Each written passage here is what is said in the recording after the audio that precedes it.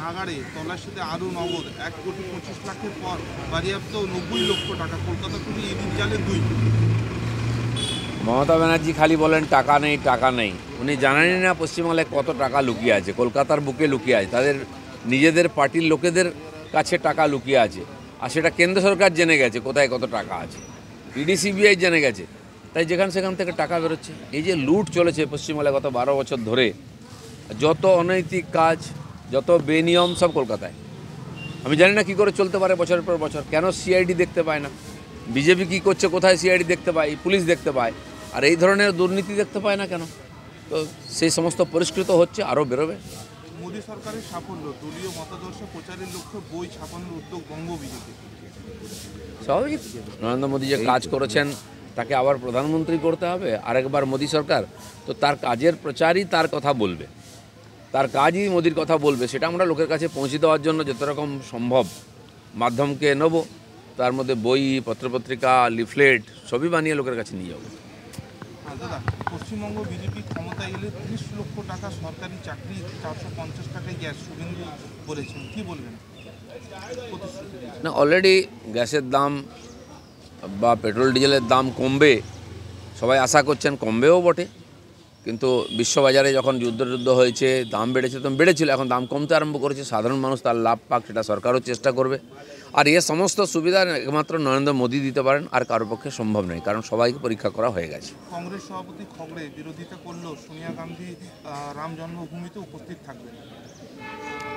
শুধু সোনিয়া গান্ধী নয়, দেশের সমস্ত প্রমুখ নেতা, ব্যবসায়ী, বিশিষ্ট ব্যক্তি, সেলিব্রিটি সবাইকে রাম মন্দিরের যে নির্মাতা, যে কমিটি, তারা আহ্বান করেছেন, আমন্ত্রণ করেছেন।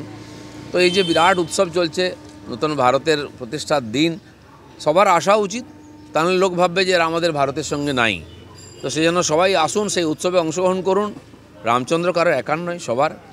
আর লোকে ভাবছে এটা বোধহয় বিজেপির, এটা বিজেপির নয়। সাধু সন্তরা, বিশিষ্ট ব্যক্তিরা এই আন্দোলনে প্রায় 496 বছর ধরে এই আন্দোলন চলেছে, আর তার ফলে রামের প্রত্যাবর্তন হচ্ছে। সেই উৎসবে সবার অংশগ্রহণ করা উচিত। শিল্পপতি আদানির সঙ্গে শরদ পাওয়ারের 1 ঘন্টার বৈঠক, রাজনৈতিক মহলে জল্পনা উস্কে দিল। না, যারা আদানির বিরুদ্ধে এত চক্রান্ত করছিলেন, তার জন্য কারো সদস্যপদও চলে গেল, তারাই নিজের রাজ্যে ডেকে নিয়ে আসছেন। কংগ্রেস রাজস্থানে বা ছত্তিশগড়ে থাকাকালীন ক্ষমতায় নিয়ে গিয়ে তাদেরকে প্রজেক্ট করিয়েছে। পশ্চিমবাংলায় এখানে পোর্ট তৈরি করার জন্য মমতা ব্যানার্জি বারবার তাকে ডেকেছেন। এখানে যে সামিট হয় সেখানে ডেকেছেন। আজ শারদ পাওয়ার তার সঙ্গে কথা বলছেন। অত এরাই পার্লামেন্টের মধ্যে আদানি বলে পার্লামেন্ট বন্ধ করেছেন, মোদিকে গালাগালি দিয়েছেন, তার জন্য সাসপেন্ড হয়ে গেছেন। এই ধরনের যে দ্বিচারিতা চলছে, এটা সাধারণ মানুষ দেখে নিচ্ছে এখন। আদানি যদি বড় ব্যবসায়ী হন, বিশ্বের নাম কামান, ভারতবর্ষের বাইরে বড় বড় প্রজেক্ট চালান, তো টাকা তো ভারতে আসবে। তিনি যদি ব্যবসা বাড়ান, তাহলে এখানকার লোকের চাকরি পাবে, আমাদের ইকোনমি উন্নত হবে। সেটা না করে এরা তার নামে দেশের বিরোধিতা করছেন, মোদির বিরোধিতা করছেন। জেডিইউ পার্টি বলছে যে প্রধানমন্ত্রী कैसा हो, নীতিশ কুমার जैसा हो, এই নিয়ে ভারতে আলিয়াসে টুট যায় क्या?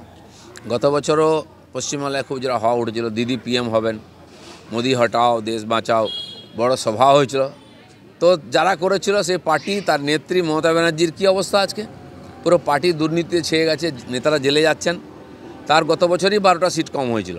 তো নীতিশবাবুর পায়ের তলায় মাটি নেই, বিহারের লোক তাকে চায় না, তাকে সভা করতে বেনারস যেতে হচ্ছে, তিনি প্রধানমন্ত্রী হবেন।